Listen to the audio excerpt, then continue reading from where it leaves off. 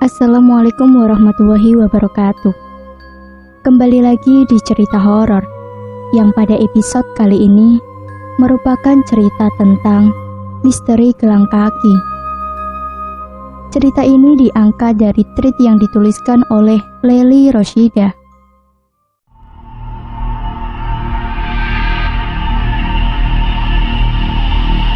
Hampir tiap malam aku mendengar kemerincing loncengnya. Siapakah dia? Apa hubungannya denganku? Asing.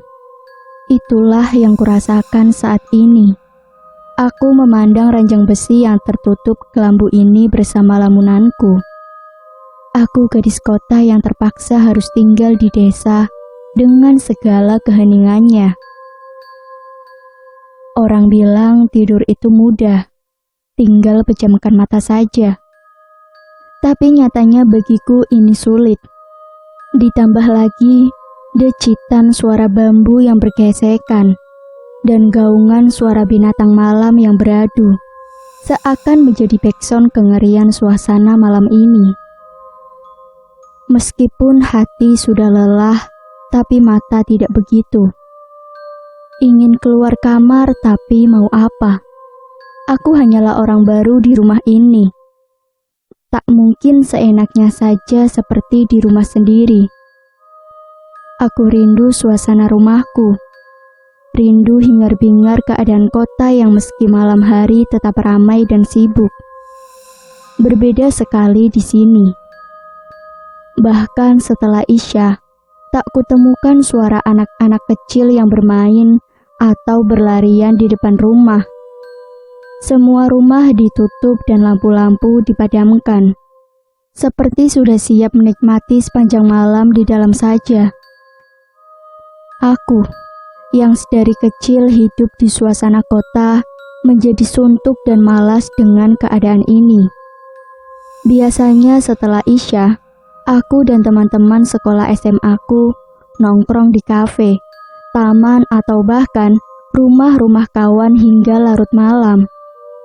Sungguh berkebalikan adanya. Sampai kapan aku bisa adaptasi? Padahal sudah seminggu di sini. Ku coba lagi memejam. Sesaat kantukku mulai bisa larut. Tapi tiba-tiba suara kemerincing lonceng membuyarkannya.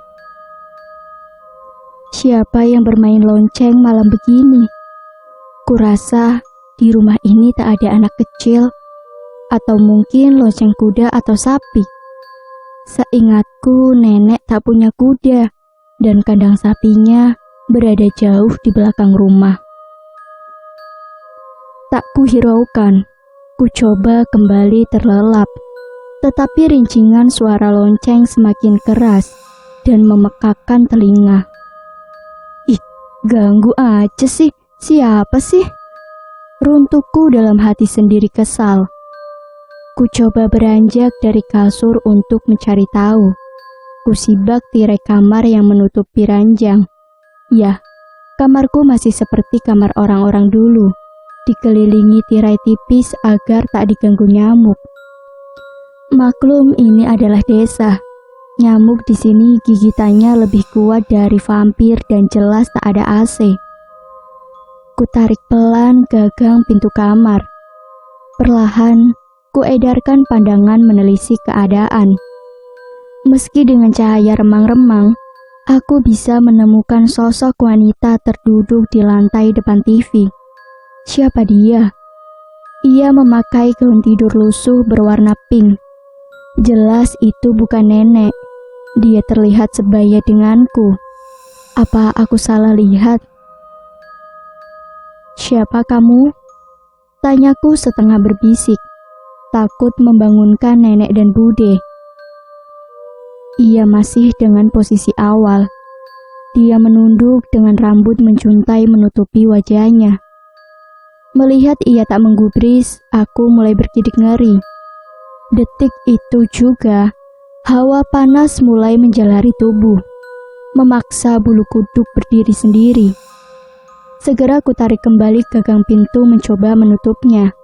Tetapi seketika, wanita itu menoleh kasar ke arahku. Aku tercekat mendengus ludah yang menghalangi kerongkongan.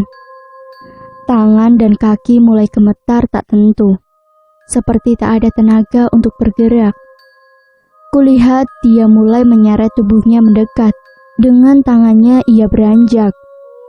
Kakiku semakin lemas dan bibir hanya bisa mengatup tanpa suara.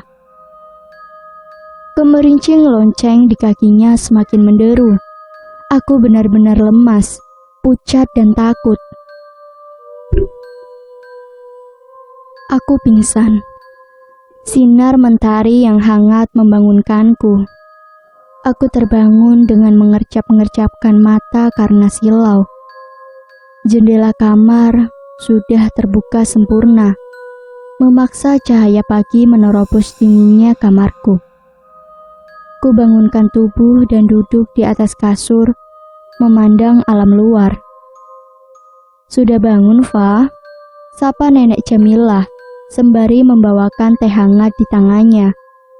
Ia menaruhnya di meja rias sebelah ranjang, lalu duduk di samping kasurku. Ia memakai daster coklat dan jilbab instan sederhana. Meski berumur 60 tahun, ia terlihat cantik di sela kulit keriputnya. Aku mencoba mengingat kembali kejadian semalam. Otakku berputar.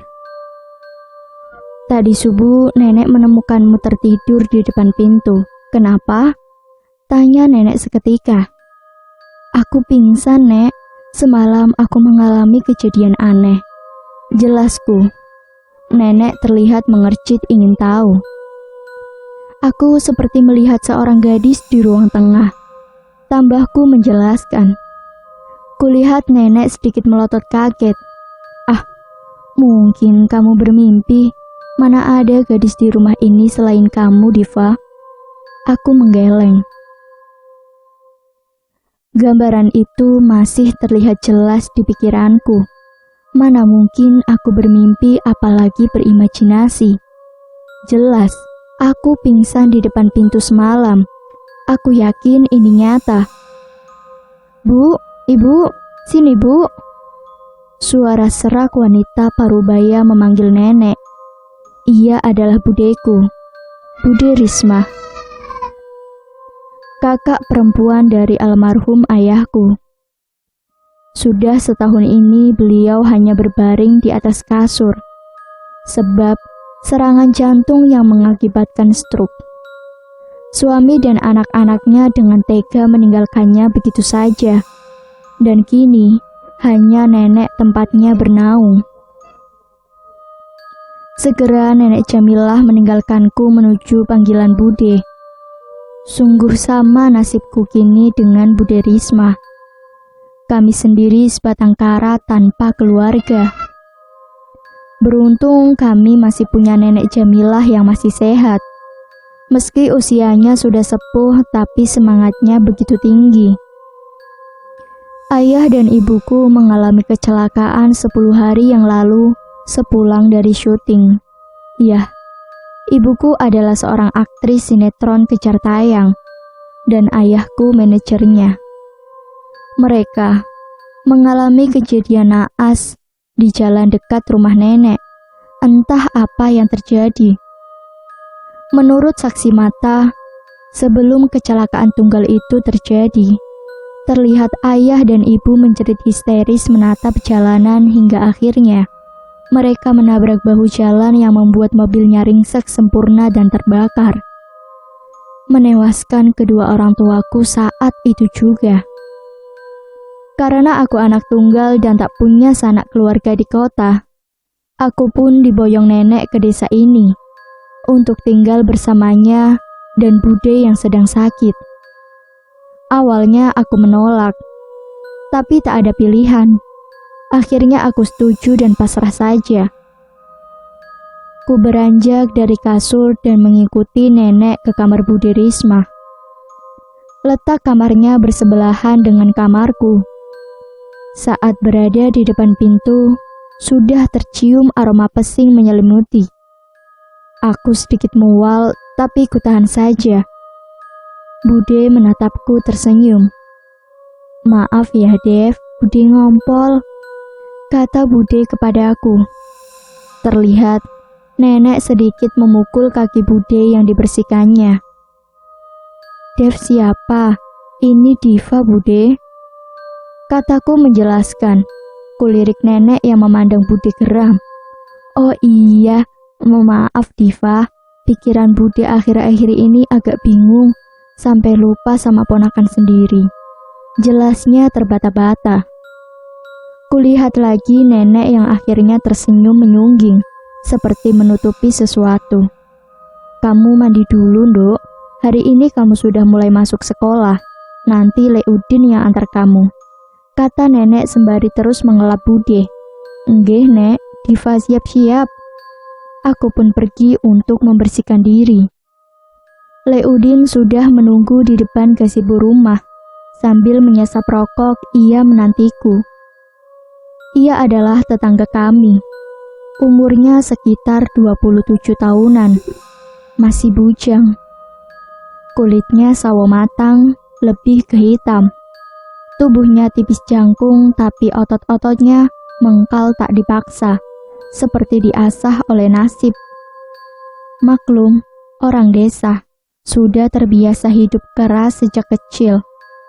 Bentuk wajahnya pun terlihat keras dan tegas, tapi lumayan tampan. Dia adalah orang kepercayaan nenek yang mengatur segala pekerjaan di rumah nenek. Nenek Jamilah seorang peternak hewan. Ayam, bebek, sapi, dan kambing adalah hewan peliharaannya. Setiap hari, Leudin yang mendistribusikan segala kebutuhan nenek. Aku melangkah mendekatinya. Ia kaget saat aku sudah berdiri di depannya. Ia terperangah melihatku memakai seragam abu-abu. Rambutku yang sebahu tergerai tertiup angin pagi. Kusibakan pelan dan menyelipkannya di sela telinga. "Monggo, Lek, nanti terlambat," kataku membuyarkan lamunannya. Iya, Neng," katanya seraya membuang putung rokok lalu menginjaknya. Motor metik hitam. Segera diseretnya. Ia mendekat ke arahku dan mempersilahkanku duduk. "Ayo, Neng." Kami menyusuri jalanan desa dengan perlahan. Maklum, jalannya tak semulus kota. Jika terlalu kasar, bisa-bisa kami tersungkur. Aku suka suasana pagi desa. Terlihat warga sibuk dengan segala aktivitasnya. Ada yang membawa cangkul, ada yang sudah membawa rumput tinggi-tinggi di sepeda ontanya.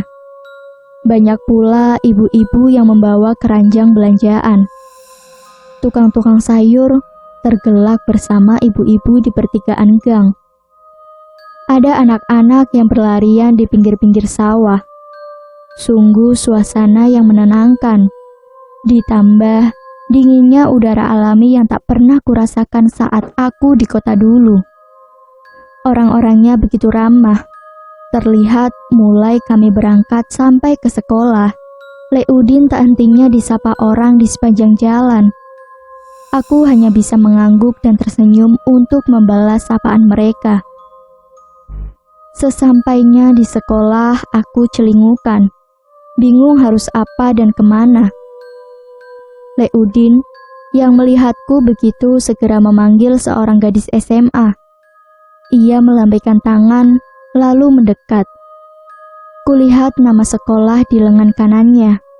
Kuduga dia murid sekolah ini juga. Ia tak terlalu tinggi. Wajahnya bulat dengan pipi yang tembem. Apalagi dia berhijab. Menambah kesan bulat sempurna tapi menggemaskan. Melihat tingkahnya, ia terlihat lucu dan menyenangkan. "Apa, Lek?" tanyanya dengan logat centil. "Ria, ini Diva, cucunya Nek Jamilah, baru masuk hari ini. Tolong kamu anterin ya. Saya juga nggak tahu harus kemana soalnya," kata Leudin medok. Siap, Le, ayo. Ajaknya seraya menggendeng tanganku dan menyeretku masuk. Leudin melambaikan tangannya dan tersenyum pergi. Ia mengajakku menyusuri lorong sekolah yang lumayan panjang. Hingga sampai di sebuah ruangan, kami berhenti. Assalamualaikum, sapanya. Tak menunggu jawaban, ia mengajakku masuk. Di sana para pengajar menatap kami berdua. Ngapunten Pak, Bu, ini Diva, katanya anak baru. Ria memperkenalkanku. Oh iya, mari duduk. Jawab seorang guru lelaki. Aku mulai ditanyai dan dicatat di sebuah buku. Setelah semua selesai, aku diajak Ria masuk ke kelas. Beruntung aku menjadi teman sekelasnya. Jadi aku tak perlu canggung untuk bertemu orang baru lagi. Seketika semua mata tertuju padaku. Hening sebentar. Hai semua, ada anak baru nih, Diva namanya. Kata Ria dengan centil. Ada yang berbisik ke temannya. Dia bukannya anak Lisa Widya pemain sinetron itu ya? Langsung kusahut begitu saja. Ya, dia almarhumah ibuku. Semua terlihat mengangguk, lalu kembali dengan keriuhan masing-masing. Ria menyeretku untuk duduk di bangku paling ujung. Ada seorang gadis yang menempelkan wajah di atas bangku. Inayah, Diva duduk di sini ya. Kamu kan sendirian. Pinta Ria. Ia mengangguk tanpa mengangkat wajah, lalu menggeser tubuhnya menepi, mempersilahkanku. Aku duduk di sebelahnya. Seketika wajahnya menegang menatapku. Ia bangun dan melihatku tajam. Apa? Tanyaku seketika. Aura mistismu kental. Jawabnya aneh. Aku mengercit. Ria yang duduk di depanku menoleh. Udahlah In, anak baru jangan ditakut-takutin gitulah. Maksudnya? Tanyaku heran. Kamu diikuti. Jawabnya tegas. Hah? Aku melongo. Ria sedikit menepuk tangan Inayah yang masih di atas bangku. Jangan diterusin ih. Aku masih bingung bergantian menatap keduanya. Inayah ini anak indigo, Fa. Bahkan warga sini sering minta pertolongan sama dia soal hal mistis. Aku mengangguk. Kulirik Inayah yang masih setia menatapku tajam. Aku jadi sedikit ngeri dan canggung. Wajahnya begitu tegas tapi manis. Kubuang pandangan menatap isi kelas. Lumayan bagus untuk sekolah pedesaan. Meski tak semewah sekolahku dulu. Aku bersyukur bisa sekolah kembali. Kuedarkan pandang hingga mataku terhenti oleh dua bola mata yang menatapku sendu. Seorang cowok dengan dandanan ala boyband Korea. Rambutnya disisir menyamping dan dicat coklat. Berbeda sekali dengan yang lain. Terlihat nyentrik, karena yang lain masih terlihat deso. Ia tersenyum. Aku membalas senyumnya lalu mengangguk. Ku dengar tawa cekikikan di depanku. Ria terkikik di sana. Dia Fahri, anak Pak Lurah.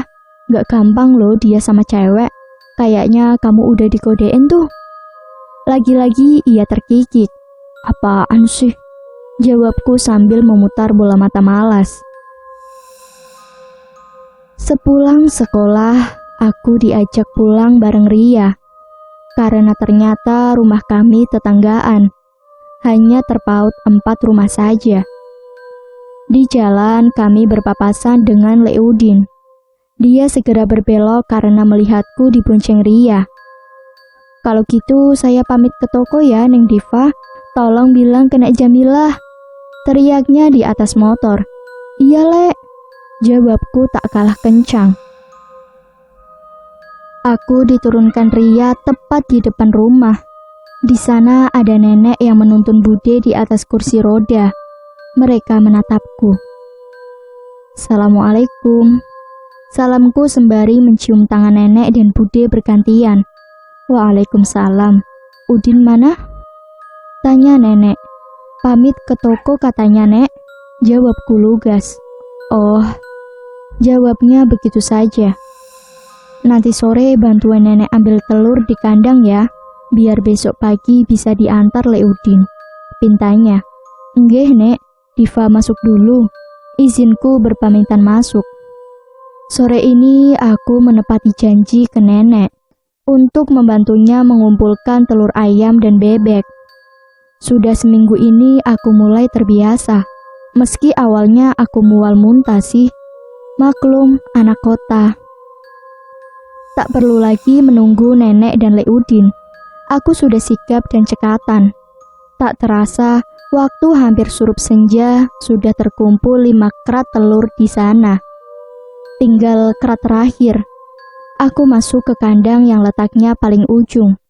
Tinggal kerat terakhir.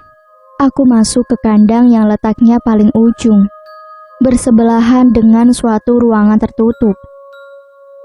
Biasanya, Le Udin yang sampai ke sini. Tapi kali ini aku ingin tahu juga suasana kandang nenek. Hingga aku memaksakan diri sampai ke sini. Ku ambil telur nenek yang masih hangat. Riuhan suara wek-wek menggema lucu. Aku senang karena pengalaman ini tak pernah kurasakan sebelumnya. Samar-samar di antara ocehan bebek, ku dengar lagi suara kemerincing lonceng. Aku terdiam, mencoba menajamkan pendengaran.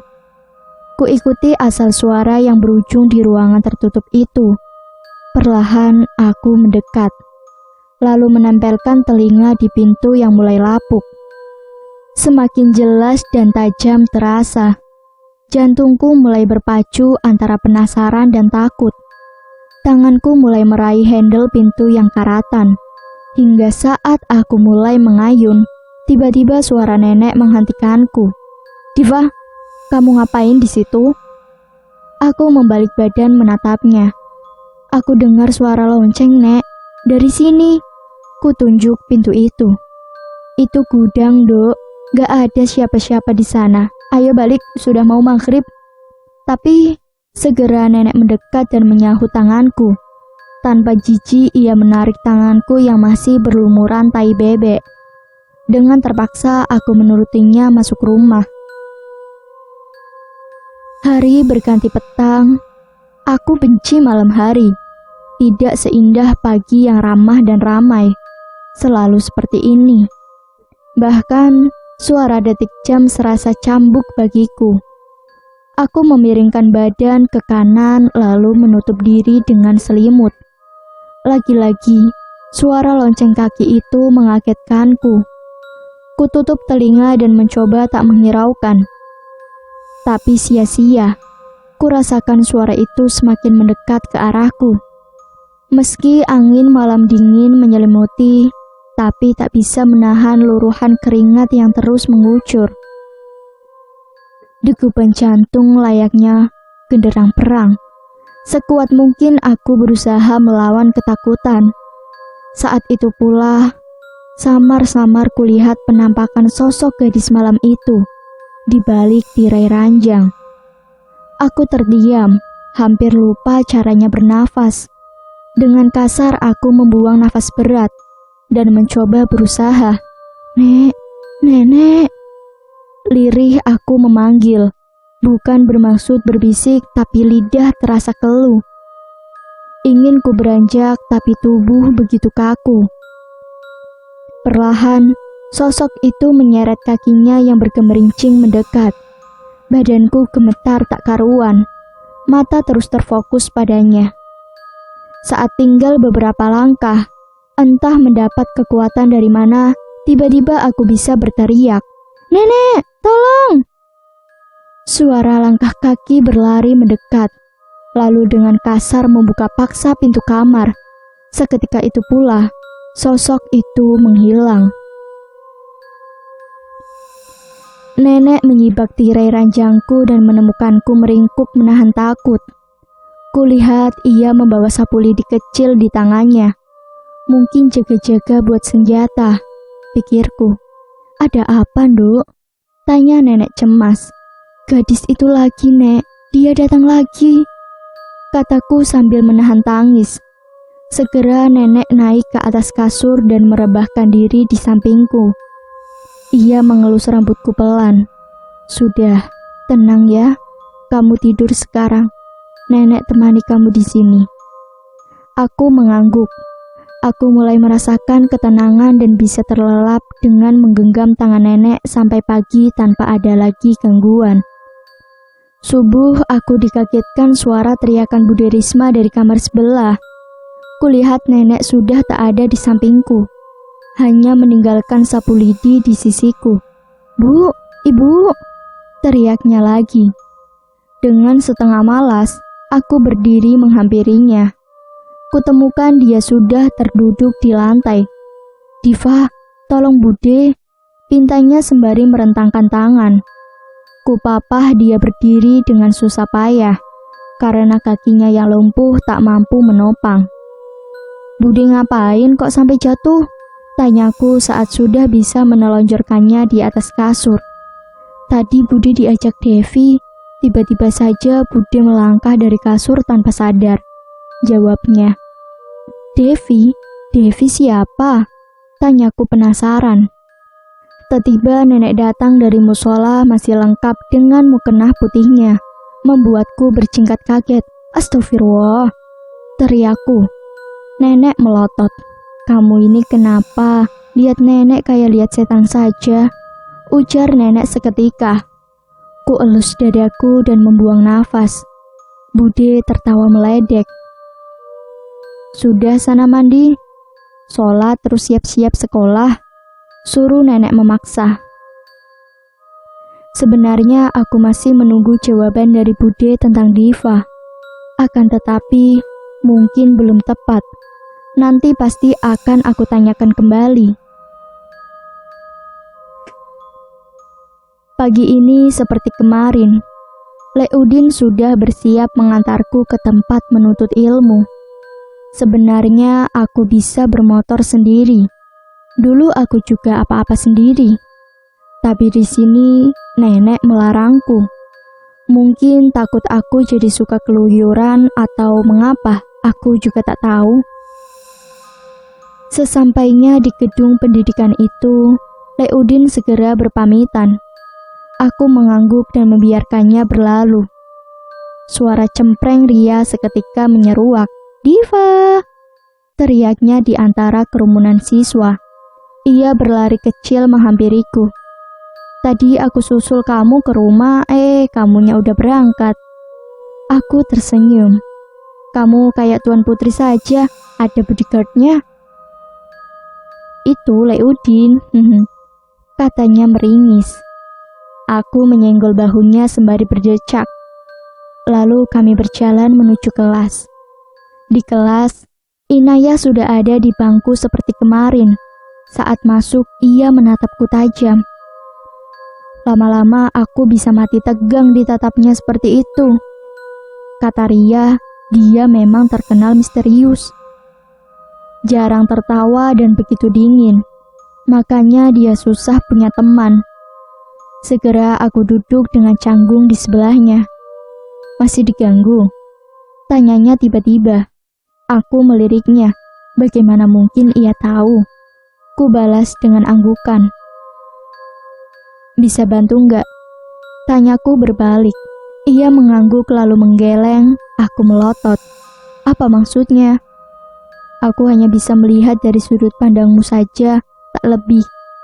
Kamu harus cari tahu sendiri masalahnya. Jika sudah, nanti aku bantu. Sekali lagi aku mengangguk. Ria menjawil lenganku. Aku menoleh padanya. Kulihat di tangannya ada secari kertas kecil. Ia memintaku mengambilnya dengan mengangkat dagunya. Ku ambil segera dan membaca. Nomor WA please. Aku memandang Ria. Dia menoleh ke kiri untuk menunjukkan. Ku ikuti bola matanya yang tertuju pada Fahri. Dia tersenyum dan melambai di sana. Aku mendesah menahan tawa. Segera Ria memberikanku bolpoin, tapi aku ragu. Ayolah, paksa Ria sembari menyelipkan bolpoin itu di tanganku. Ku ikuti saja lalu menuliskan 12 digit milikku.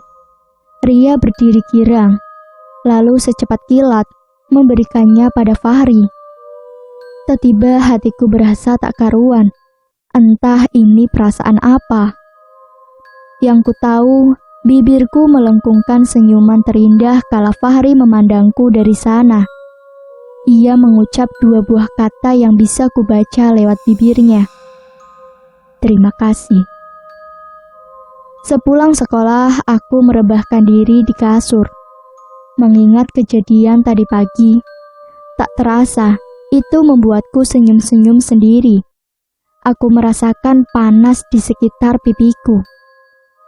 Ku beranjak duduk di kursi rias, memandang wajahku yang pink merona lewat pantulan cermin. Ku pangku pipiku dengan kedua tangan. Aku terbahak sendiri. Ini benar-benar lucu. Ponselku bergetar. Ku baca di layar ada nomor tak tersimpan. Ku usap benda pipi itu lalu membuka pesan yang masuk. Hai, ini Fahri. Save ya. Aku membacanya sambil kegirangan. Kulihat lagi wajahku di cermin. Semakin memerah. Oh Tuhan, inikah cinta? Ku tutup mataku dengan kedua tangan menahan malu. Saat ku buka telapak tangan ini, seketika aku terperanjat kaget melihat penampakan gadis itu lagi di belakangku. Nafasku tercekat. Sontak, aku menoleh ke belakang memastikan tak ada siapa-siapa. Ku putar lagi wajahku di cermin. Tidak, dia masih ada. Dengan gemetar ku ulangi lagi menoleh ke belakang perlahan. Dan sekali lagi, nihil. Rasanya aku tak mau lagi memandang cermin. Aku memecah menahan takut. Tiba-tiba, kurasakan bahuku disentuh sebuah tangan. Aku semakin mempererat pejaman mata. Nafas mulai memburu tak tentu. Diva, ditunggu Leudin di belakang. Suara nenek membuat ritme napas teratur kembali. Aku membuka mata lega. Enggih nek, bentar lagi. Jawabku memandangnya tajam, berharap ia tak berubah menjadi gadis itu. Nenek melirikku dengan pandangan heran. Ku balas dengan meringis saja. Hari ini buah-buahan nenek di kebun belakang mau diborong sama tengkulak buah. Ada mangga, jambu dan belimbing. Pagi tadi aku sudah dipesan nenek untuk membantu Leudin mencatat dan mentotal. Karena kata nenek dia lemah soal hitung-hitungan. Maklum dia hanya tamatan SD. Seringkali salah hitung yang kadang membuat nenek kebingungan. Namun nenek tak pernah mempermasalahkannya. Karena bagi nenek, kebun buah ini bukan prioritas utamanya. Hanya sekedar keberuntungan saja tumbuh dengan sendirinya. Setelah selesai, kami duduk di amben, kursi panjang dari bambu. Nenek menuntun tengkulak itu ke depan meninggalkan kami berdua. Leudin mengibas-ngibas topi campingnya di sampingku. Kulihat peluhnya menetes bercucuran. Jelas saja karena siang ini begitu terik, dan Leudin habis memanjat sampai di pucuk pohon yang panas. Aku menuangkan es teh yang sudah disediakan nenek di pucuk amben. Kusodorkan segelas kepadanya. Tiba-tiba ia menatapku sendu. Caping yang dipegangnya terlepas ke tanah. Ia mendekat perlahan lalu memandangku seperti penuh rindu. Devi. Seketika ia memelukku erat. Aku terdiam sesaat. Lalu kudorong kasar dadanya yang menempel. Lek, kurang ajar sampean. Ia menggeleng seperti tersandar lalu kaget. Buru-buru ia meminta maaf. Maaf Neng, aku gak sadar. Ia menunduk menahan malu, lalu bersiap berdiri. Tunggu. Devi itu siapa, Lek? Dari kemarin Bude Risma juga panggil nama itu. Lek Udin terlihat celingukan, seperti bingung harus menjawab apa. Jawab, Lek, tanyaku kembali. Lagi-lagi nenek datang di waktu yang tidak tepat. Aku menghela nafas kesal. Ada apa ini? Tanyanya saat melihatku emosi. Boten, Nek. Aku menggeleng lalu pergi meninggalkan mereka. Perlahan aku beranjak. Sesaat ku dengar obrolan mereka di belakang. Nenek seperti memarahi Lek Udin. Ingin aku menoleh tapi takut membuat nenek semakin marah. Tak kuhiraukan dan lurus masuk ke rumah. Saat melihat kamar Bude, aku tertegun melihat Bude berdiri menatap cermin. Kulihat ia sedang menyisir rambutnya pelan. Apa aku tidak salah lihat? Aku mendekat ke depan pintu. Bude udah bisa berdiri, alhamdulillah. Kataku sumringah tapi ia tak menggubrisku. Bude, sejak kapan Bude bisa sendiri? Ia masih terdiam dan terus menyisir rambutnya di depan cermin. Aku mulai merasa aneh. Kutolehkan wajah sedikit miring untuk melihat wajah Bude di pantulan cermin. Astaga, itu bukan Bude.